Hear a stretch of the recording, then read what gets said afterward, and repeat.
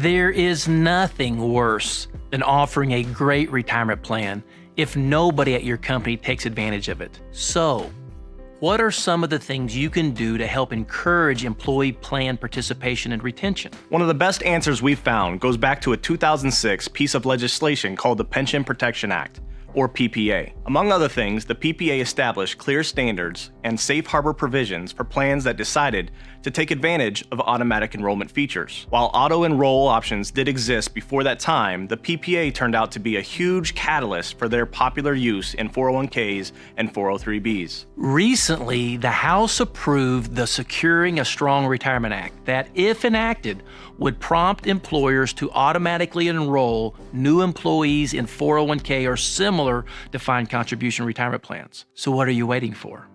If your company hasn't already decided to take advantage of auto-enroll features, then it may be time for your fiduciary committee to start advocating for them. If you can convince your employer to see the light, then your ERISA attorney can guide you in setting up these features in a way that complies with all relevant rules and regulations. But what's so great about auto-enrollment anyway? It's one of the best ways we can think of to get more employees on track for a successful retirement. If you've ever seen a look of panic come over a new employee's face at the mention of contributions and retirement planning, then you're not alone. After all, not everyone has an interest in becoming market savvy.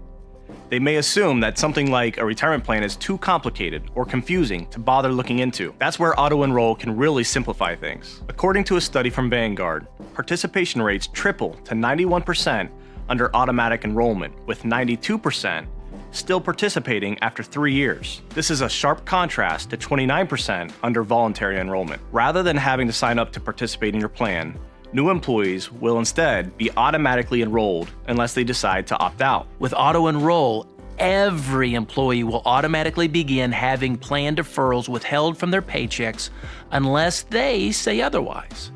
How much of a deferral are we talking about? This is one important decision you'll need to discuss with your employer. As the plan sponsor, they'll need to select a standard deferral rate, which is the percentage of each employee's check that will automatically be deferred unless they decide on a different amount. This is one of those decisions that we've found can make many employers a bit nervous.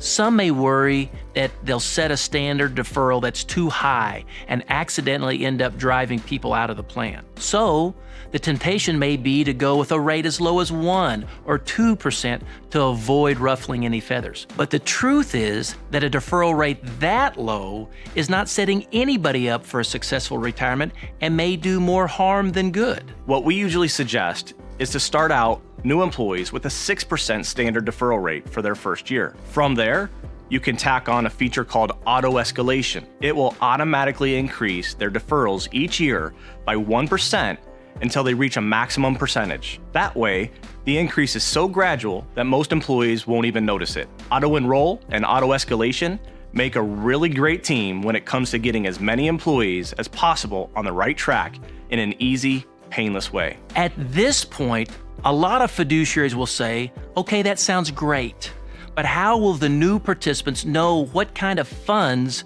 to choose from the lineup? This is where we as plan advisors can help in 2 different ways.